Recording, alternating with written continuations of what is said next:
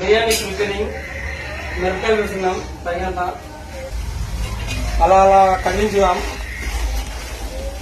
Plate పక్కన పెట్టేద్దాం.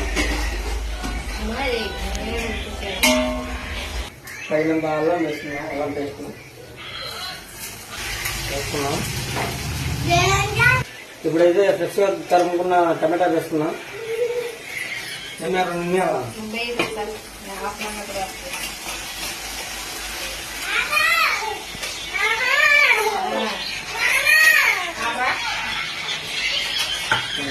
చెప్పుకున్నాం. ఇప్పుడైతే కొత్తిమీర, కరివేపాకు, పుదీనా 3 కలిసి మిక్స్ చేసుకొని కలిపేసి నీళ్ళలో కడిగేసి ఇందులో ఇలా వేసుకోవాలి.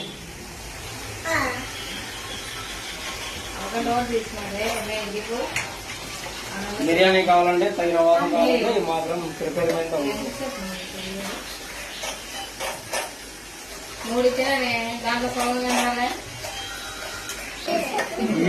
ఇదేం పడేసుకోవాలి. ఈ దేవుడు ఇది కలిపించుకోవాలి. మూమలాడిపోతుంది. ఇప్పుడైతే బిర్యానీ మసాలా వేస్తున్నాం. చెక్క, లవంగాలు, జెండా ఆకు, దాల్చిన చెక్క,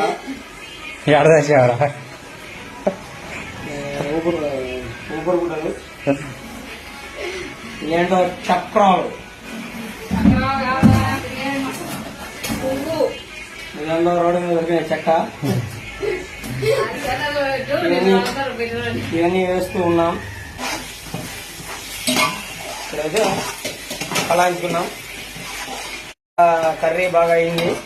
అదంతా గుజ్జు గుజ్జుగా కావాలంటే మనం ఆ తర్వాత డెకరేషన్ అప్పుడు మటన్ చికెన్ చేసుకున్నాం. బిర్యానీ పేస్టు, కారము, ధనియాల పొడి, పసుపు అన్ని కలిపి దాంట్లో వేసేద్దాం.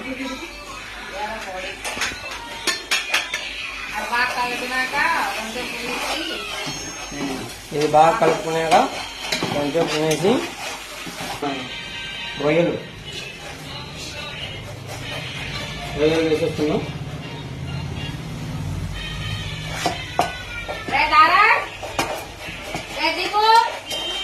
మనం చేసేది రొయ్యల బిర్యానీ కాబట్టి మాత్రం ప్రిపరేషన్ అవసరం. బాగా నీట్గా క్వాలిటీగా చాలా ప్రీమియంగా ఉంటుంది వంట. చూస్తున్నట్టయితే చూడడమే కాదు, కుకింగ్ బాగా చేస్తున్నాను. ఈ మాదిరిగా వేడి అయిన తర్వాత మసాలా వాటర్ వేసుకోవాలి. ఇప్పుడు ఒక జగ్గు వేస్తున్నాను, మళ్ళీ ఒక జగ్గు వేయాలి వాటర్. తప్పకం వేస్తే ముఖాన పడుతుంది, జాగ్రత్తగా వేసుకోవాలి. మళ్ళీ ముఖం మీద పడే ఇంకో తిప్పుకోవాలి. ఇంకొక జగ్గు కావాలి, ఇంకొక జగ్గు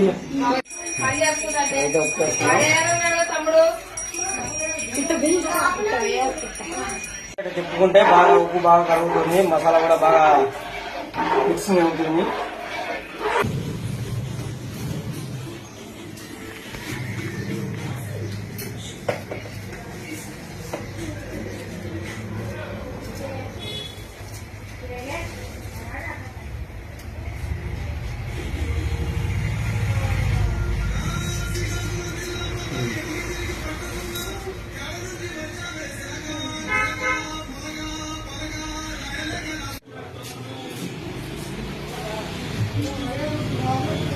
ఎంతమైనా మరిగింది.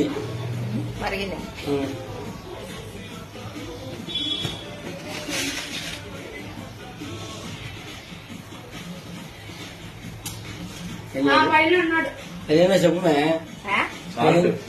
చాలదా?